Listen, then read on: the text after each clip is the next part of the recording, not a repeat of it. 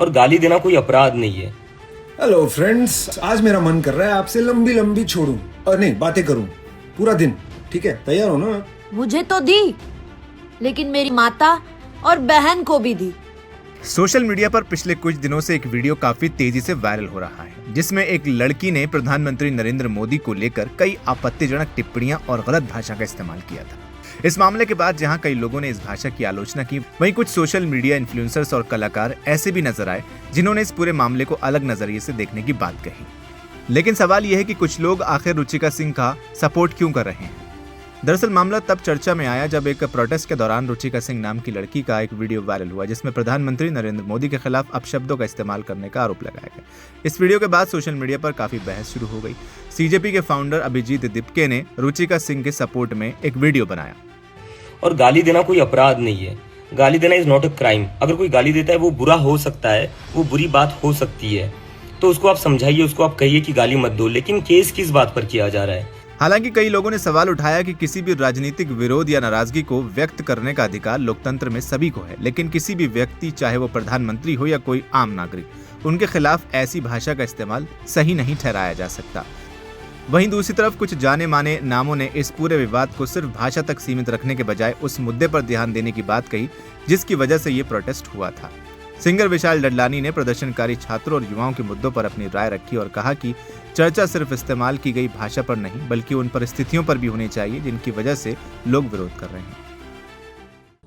Hello friends, आज मेरा मन कर रहा है आपसे लंबी लंबी छोड़ूं और नहीं बातें करूं पूरा दिन। ठीक है, तैयार हो ना? क्योंकि मतलब टीयर गैस बरसा तो क्या हुआ, लाठियां पड़ी तो क्या हुआ, गोलियां पड़ी तो क्या हुआ, पैलेट गन चले तो क्या हुआ, लेकिन गाली।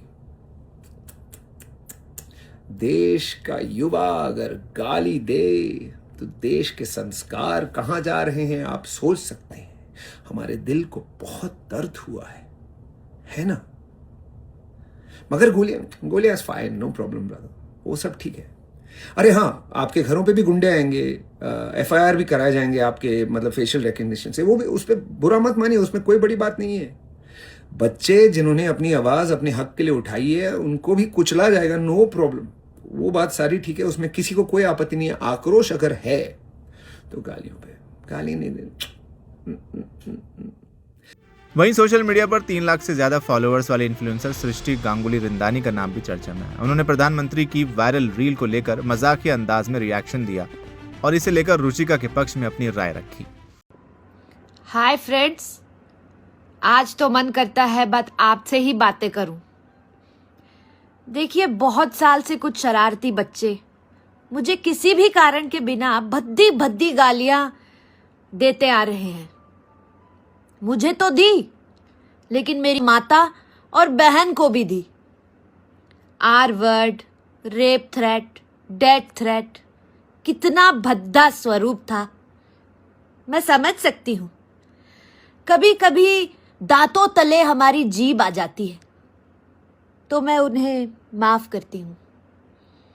हाँ, समाज का कोई आक्रोश तो नहीं है उनके तरफ, FIR तो नहीं लगा, लेकिन ठीक है, बच्चे हैं, शरारती बच्चे, माफ कर देते हैं। आओ, गलतियों से सीखो, आगे बढ़ो। इसके अलावा एक्टर प्रकाश राज ने भी रुचिका के सपोर्ट में अपनी बात कही। Hi friend, this is from the parents of this country. When children use abusive languages or talk wrong on the elders, we tell them, warn them not to do it, and we ask them to learn a lesson and don't do it again. But we don't, put criminal cases and police cases and harass them.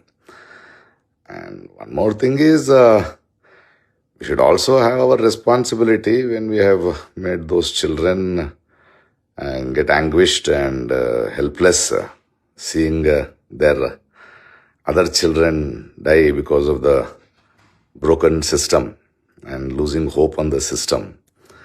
And when they have been hit by batons and pellet guns and, police atrocity, we should also take some responsibility, my friend.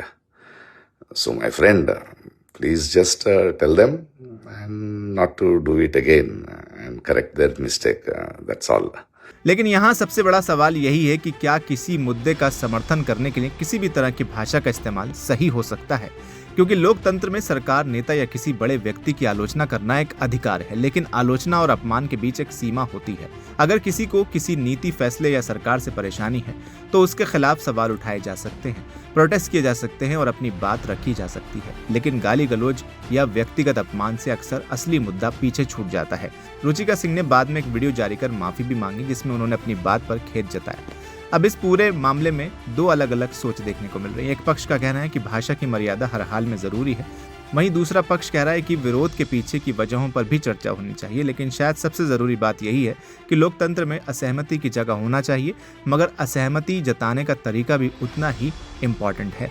आप इस पूरे मामले को कैसे देखते हैं? क्या किसी मुद्दे के समर्थन में ऐसी भाषा को सही ठहराया जा सकता है या फिर विरोध भी एक मर्यादा के अंदर होना चाहिए? अपनी राय कमेंट में ज़रूर बताएं। वीडियो को लाइक करें, शेयर करें और चैनल को सब्सक्राइब करना बिल्कुल न भूलें।